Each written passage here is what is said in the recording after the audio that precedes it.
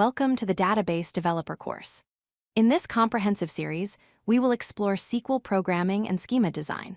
You'll learn how to write efficient queries, create and manage stored procedures, and optimize database performance.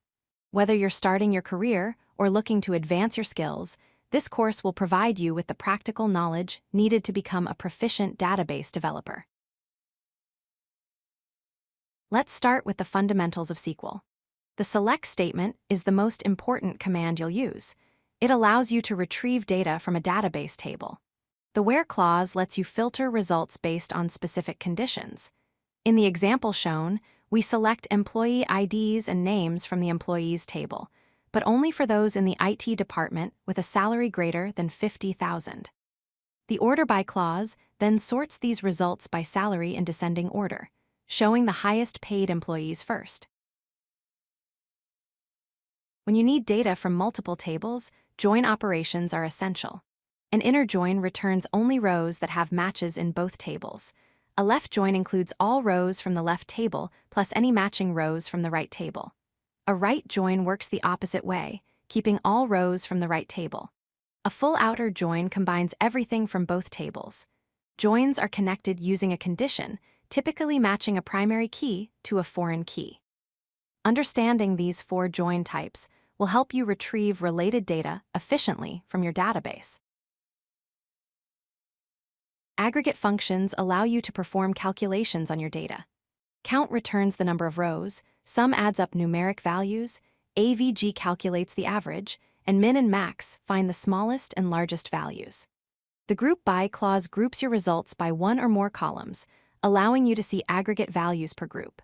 For example, you might count how many employees are in each department and calculate the average salary per department. The having clause works like where, but it filters groups instead of individual rows, letting you find departments with more than 5 employees. A well-designed database schema is critical for data integrity and performance. Normalization is the process of organizing your data to reduce redundancy. First normal form ensures all values are atomic, meaning each cell contains only one value.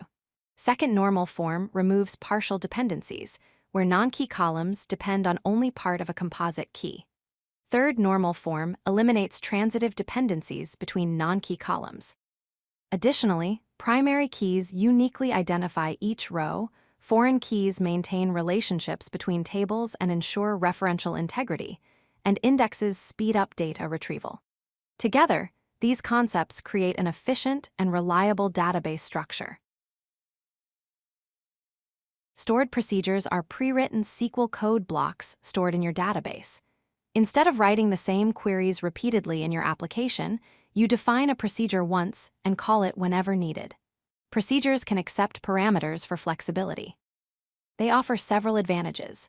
Reusability saves time when you need the same logic multiple times, performance improves because the database precompiles procedures, security increases because you can control access to stored data through procedures rather than allowing direct table access, and encapsulation hides complex database logic from applications.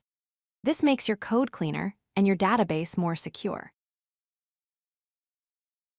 Indexes are special structures that speed up data retrieval, much like an index in a book helps you find topics quickly. A primary index uniquely identifies each row. A unique index prevents duplicate values in a column. A composite index spans multiple columns and is useful for complex queries. Full-text indexes help search large text documents. To optimize queries, index columns that appear in where, join, and order by clauses. Use Explain Analyze to examine how your database executes queries and identify bottlenecks. However, be cautious. Too many indexes slow down write operations because the database must update all indexes whenever data changes. Balance is key. Transactions ensure data reliability. The ACID properties define what makes a transaction trustworthy. Atomicity means a transaction is all or nothing. Either all changes complete successfully or none of them do. If something fails halfway through, the entire transaction rolls back. Consistency ensures the database moves from one valid state to another, preserving all constraints. Isolation prevents concurrent transactions from interfering with each other, using locks and read levels to maintain data accuracy. Durability guarantees that once a transaction commits, the data is permanently saved, even if the system crashes. Together, these properties protect your data's integrity and reliability. Monitoring database performance is essential for maintaining a healthy system. Track query execution time to identify slow queries. Monitor CPU and memory usage during peak loads to understand your system's capacity. Disk input-output operations reveal bottlenecks in read and write performance. Watch for lock contention and deadlocks that block transactions. To improve performance, consider rewriting complex queries in more efficient ways. Optimize or add indexes based on actual access patterns. Partitioning splits large tables into smaller pieces for faster access. Caching stores frequently accessed data in memory to reduce database load. These techniques work together to keep your database running smoothly. Security is paramount in database management. Prevent SQL injection attacks by using parameterized queries and prepared statements instead of concatenating user input into SQL strings. Implement access control using role-based permissions and the principle of least privilege, giving users only the minimum access they need.